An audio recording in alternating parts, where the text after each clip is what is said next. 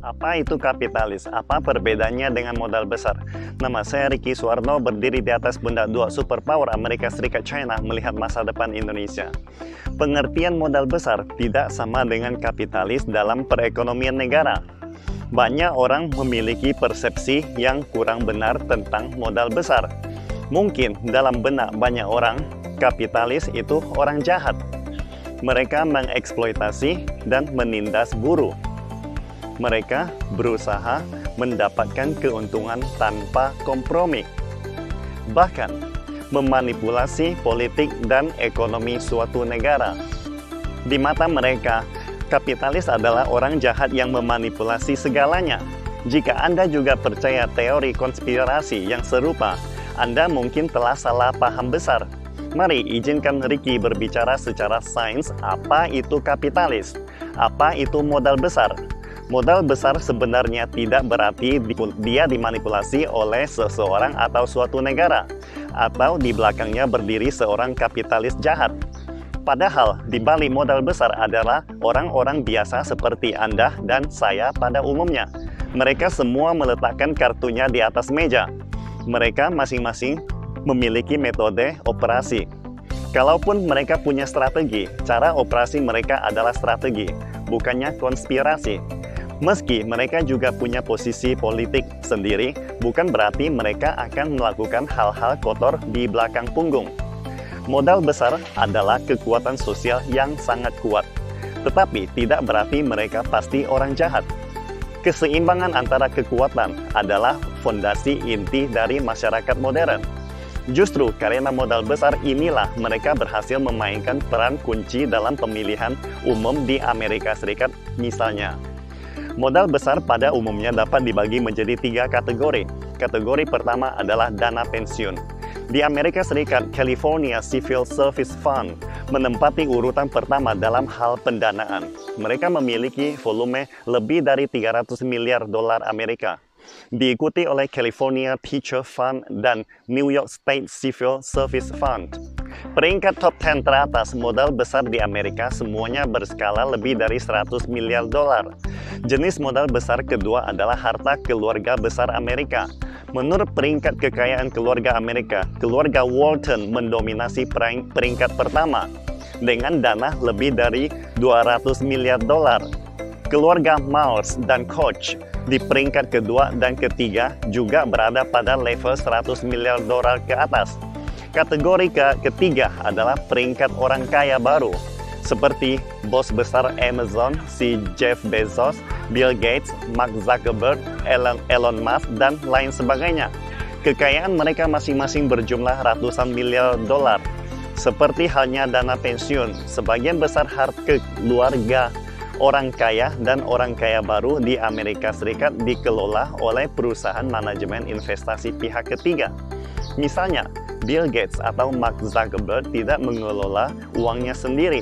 Ketika Bill Gates mendirikan dana keluarga pada awal 1990-an, lebih dari 90% asetnya adalah saham Microsoft yang dikelola oleh seorang teman. Setelah aset pribadinya perlahan-lahan ditransfer ke dana keluarga, ia menggunakan tim investasi profesional Cascade untuk mengelola aset dana keluarga dan dana amalnya. Perusahaan atau tim yang membantu orang kaya mengelola uang mereka lebih seperti sekelompok manajer profesional biasa. Tidak ada rahasia. Juga bukan kapitalis jahat yang dibayangkan banyak orang. Mereka juga berada di bawah tekanan yang luar biasa dari penilaian kinerja atau KPI. Orang-orang yang menjalankan modal besar ini memiliki tujuan yang sangat jelas. Bukan untuk mengejar resiko tinggi atau keuntungan tinggi, tetapi bagaimana menjaga agar uang ini tidak menyusut. Ketika pasar berfluktuasi, sangatlah penting bagi mereka untuk menemukan waduk yang aman untuk menghindari biaya. Kesulitan terbesar mengelola modal besar terletak pada suatu waduk. Waduk harus cukup besar dan menguntungkan. Di dunia ini, mungkin hanya Amerika Serikat dan China yang memenuhi persyaratan ini. Namun, hanya China yang cukup besar untuk mempertahankan pertumbuhan modal Amerika ini. Menurut data publik dari Kementerian Perdagangan China, skala investasi asing langsung atau FDI di Tiongkok dari Januari hingga September tahun 2020 mencapai 103,3 miliar dolar, meningkat 18% pada kuartal ketiga. Investor asing meningkatkan kepemilikannya di obligasi dan saham Tiongkok, mencapai 132 miliar dolar, tumbuh hampir 50%. Ratusan miliar dan triliunan dana mengalir ke Tiongkok. Apalagi di momen sekarang ini, di mana pemerintah Joe Biden mencetak dolar besar-besaran menyebabkan dolar semakin tidak berharga. Jadi, setelah modal besar ini masuk ke China, mereka akan mengalir ke pasar saham dan investasi industri berskala besar. Dalam hal investasi, pasar saham di pasar sekunder, modal besar ini cenderung mempekerjakan analis industri papan atas. Tujuannya untuk menganalisa perusahaan atau target investasi mana yang paling aman sebelum memilih target investasi. Mereka harus memahami tren dan melihat masa depan dengan jelas sebelum mereka mempertaruhkan aset ratusan miliar dolar ini. Sama seperti halnya dengan logika asing. Di pasar sekunder Tiongkok, waduk teraman tidak diragukan adalah perusahaan raksasa teknologi dengan keunggulan kompetitif yang sangat jelas dan perkembangan masa depan yang kuat. Seperti Alibaba, Tencent, ByteDance, Baidu, DJI, Meituan, Didi maupun JD.com. Waduk mereka cukuplah besar, artinya nilai pasarnya juga sangat besar. Saat ini, nilai pasar Alibaba telah mencapai lebih dari 700 miliar dolar. Sedangkan Tencent juga telah melampaui 600 miliar dolar lebih. Mereka memiliki volume yang cukup untuk menampung dana dalam jumlah besar. Dalam hal potensi pertumbuhan, pasar masa depan Alibaba Cloud dan tata letak Tencent di industri gaming dan hiburan semuanya akan terbuktikan di beberapa tahun mendatang. Mereka adalah waduk air yang sangat aman dengan risiko yang cukup kecil. Tentu saja, pertumbuhan di masa depan yang cukup terjamin juga. Sama seperti halnya dengan perusahaan top Amazon, Apple, dan Google di Amerika yang diandalkan oleh modal besar ini juga akan membanjiri perusahaan top di China.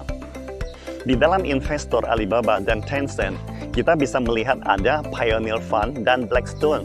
Mereka adalah perusahaan pengelola investasi terbesar di dunia, serta dana pensiun dan dana yayasan pemerintah luar negeri. Di bawah kepemimpinan modal besar ini, akan menarik semakin banyak aset luar negeri datang membanjiri waduk Tiongkok dalam waktu dekat. Sebelum anak perusahaan Alibaba, Ant Financial, go public, situs web Shanghai Stock Exchange mengungkapkan jajaran investor Ant Financial yang cukup mengejutkan. Mereka mencakup 29 institusi investasi paling top di China dan internasional.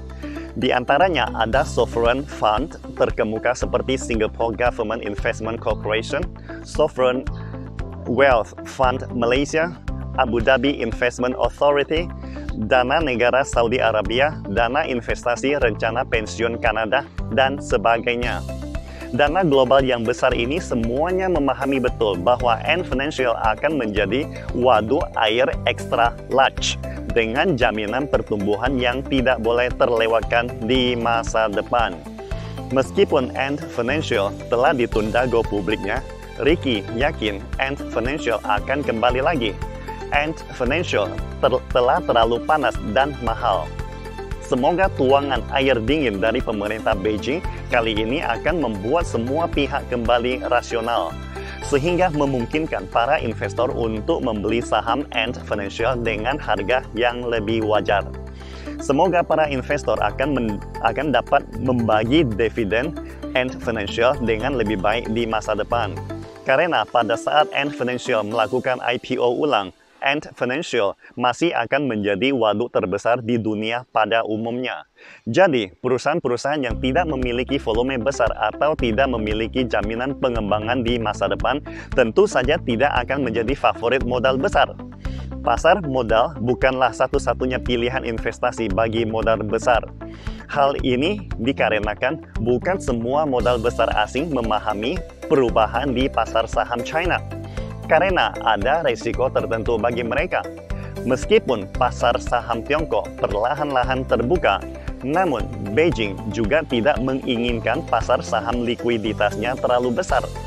Oleh karena itu, tempat terbaik bagi modal besar luar negeri untuk masuk ke Tiongkok bukanlah pasar saham, melainkan investasi industri berskala besar.